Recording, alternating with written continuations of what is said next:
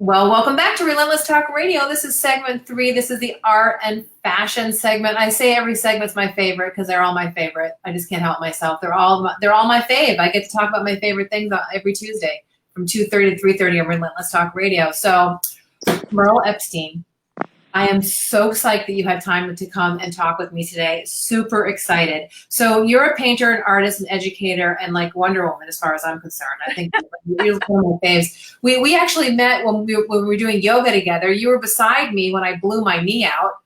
Yes. It was fun for both of us.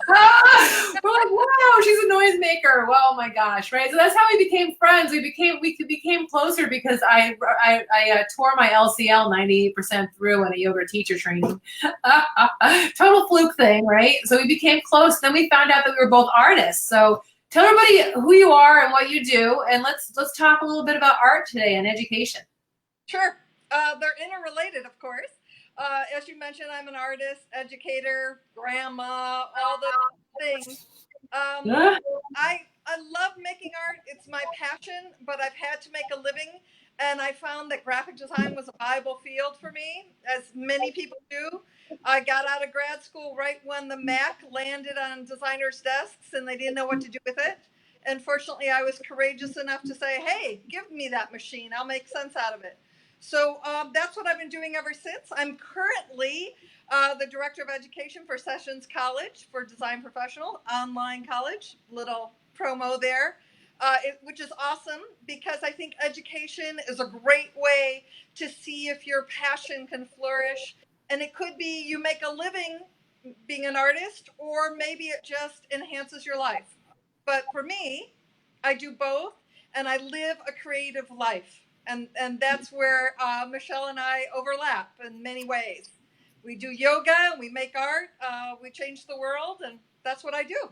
Well, we definitely have the business creativity piece together, right? You know, we believe that you know, you do have to make a living, right? That same thing happened to me. I went to art school. I was told that business was bad in art school. I believed it. And then I started my personal training company in high school, and I kept on doing that in social work. And then I went back to school again and got my certification in computer design from Pratt and began to make my living in addition to the other things that I was doing. I don't say I stopped doing that and I started doing this. I just kept doing all of them. So I was a graphic designer, and I made my living as a graphic designer in part for many years. And in fact, I still use graphic design every day in my business. So it was definitely well-used time.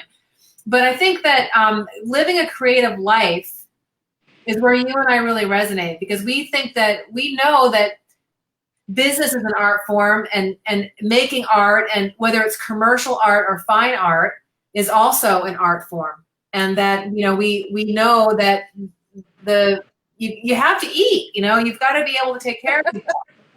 Yeah. But how you do that, the pieces of what you do in your education, from a business perspective, from an arts perspective, from a fitness perspective, putting all those things together is actually creative in and of itself, how you put things together. Right. Absolutely. I think, I mean, there may be people that live a life that's a straight line. But I always say that my life is much more interesting than it would have been if I planned it. And so what I do is I stay awake along the path. And, you know, there's lots of cliches about windows and doors opening, but really it's about being awake, because I pay attention to things when they're small. I've always loved museums. I wanted to work at a museum. I saw an opportunity to do it. I wasn't getting paid a lot, but it led to 2 other museums. So those are the kinds of things you have to decide, is this an avenue, or am I following breadcrumbs that could lead down an empty path? And sometimes it's a gamble. It's a gamble. Yeah. I mean, you were one of the artists that I represented when I was at Fearless Artworks. We had a great show that I just came up my feed, the water show. You did a series of pieces that I adore. We probably should talk about trading one of them, I think. Happy to do that. Yeah, because I just love those pieces, and I can see them on the wall in the gallery. I chose not to keep that gallery open, and because for a variety of reasons, it just wasn't the right decision to move forward with it. And that's what happens too. Sometimes you try something and you go, it's not that it didn't work. It just isn't going to continue because something else needs to work. Something else is going to happen, right? So, and the same thing with yoga. Like, we're both still yoga teachers, and we both still live a yoga life. And yoga is not about the asanas or the poses, right? It's about how you live your life. You and I both know that. So our life is the yoga, how we live, and how we manifest. Yeah, and I mean, to that point, Michelle, you and I've talked about before. You had your gallery, and you go, well, it didn't work out, but you know what it did for me? It helped motivate me to complete a lot of work. I had works in progress. I framed them. I've since sold pieces. I'm working with someone, hopefully hopefully some of my art will be on yoga pants. That's what I'm working on next. Yay! But you just don't know. And I find that if you're awake in your life, then and things that seem unusual or unique, if you pay attention to them, they might lead to something else. And if they don't, so what? You learn something. I mean, give a break. There's no guarantees. I recently had someone question my, how many businesses I've had. I thought, so what's your point? Like, I mean, I don't know, anybody great that I know as I don't know, all my businesses have been successful. I've made money in all of them. You know what I mean? Making a decision to move in a different direction doesn't mean that you failed. It means that you did something and you're doing something different, or you're doing something in addition to. I think you and I have that in common too. We didn't just say, I started here and I'm only a painter and I paint just this one thing, right? Yeah. What we did was we took all these educational job experience things and they become a building platform for you to become the creative entrepreneur that you are. And what's really cool is now you're a selling artist and you're educating artists. And I love that. I love that. So the gallery was a huge success as far as I'm concerned, right? Well, huge. Here's the thing. I think all human beings are creative. What happens is when someone's little, they do a drawing and someone says, what's that? And they say, it's a daisy. And someone says, well, it doesn't look like a daisy. And so they shut it down. Right. You and I were courageous enough and certainly probably encouraged enough to keep pursuing our creativity.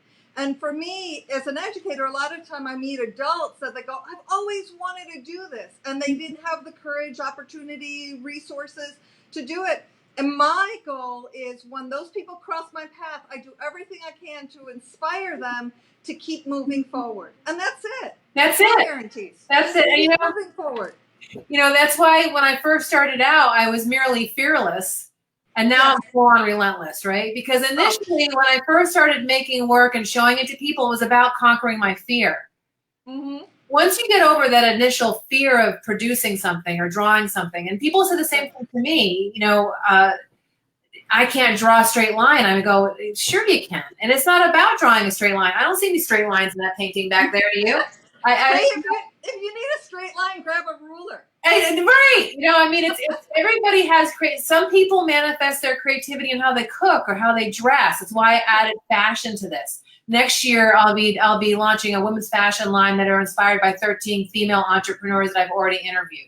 And then following year, it'll be 13 men that I've interviewed in the past. So I've interviewed, at this point, 84 entrepreneurs since you and I have started having this conversation. It's crazy.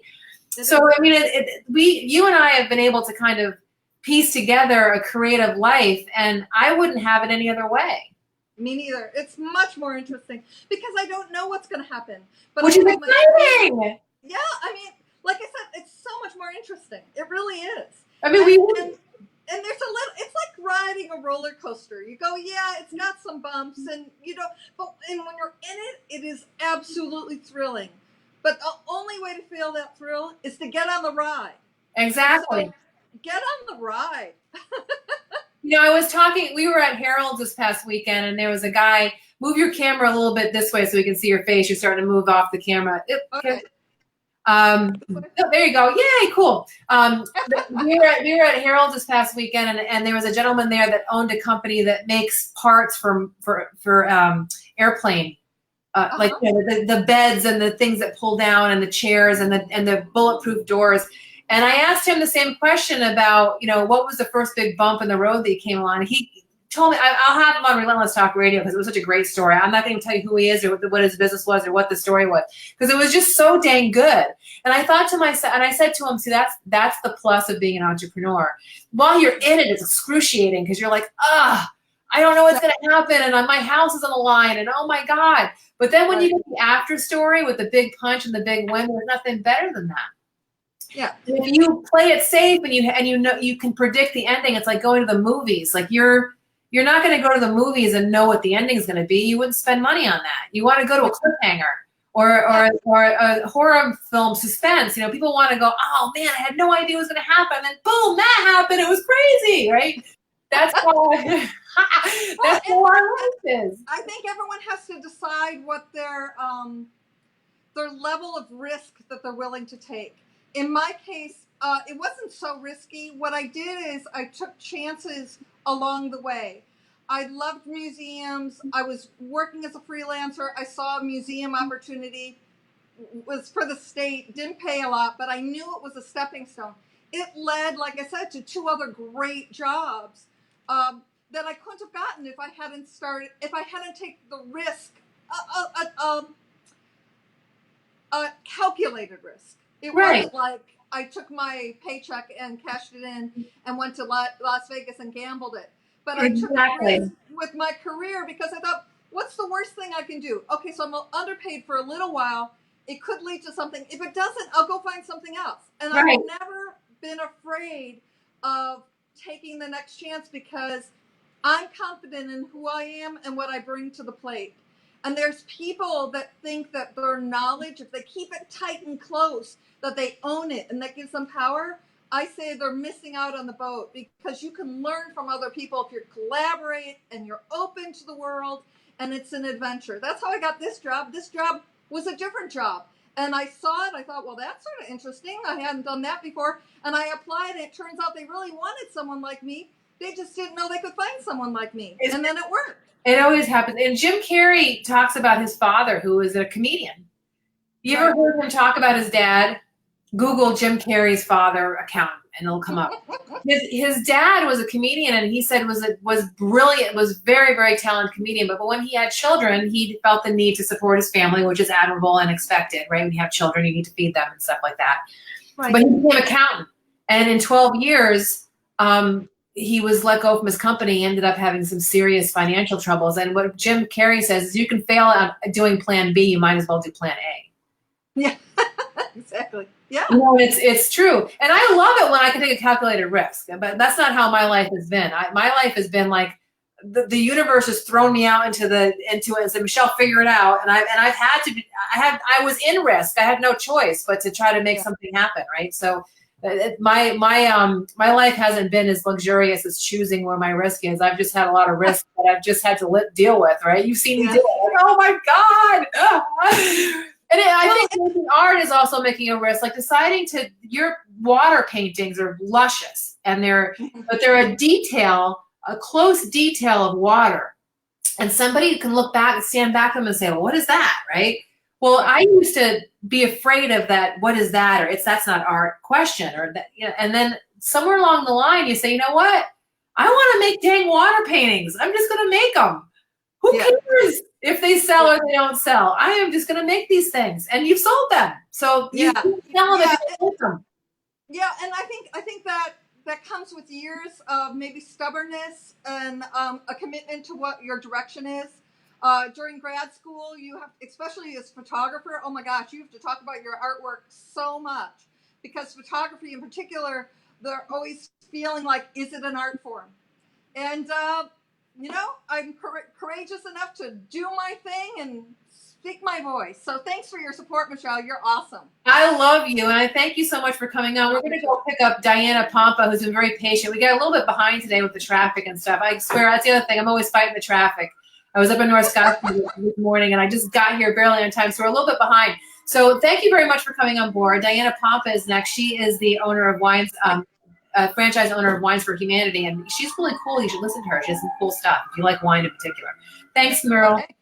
Love you. Have a good day. Take care. Bye.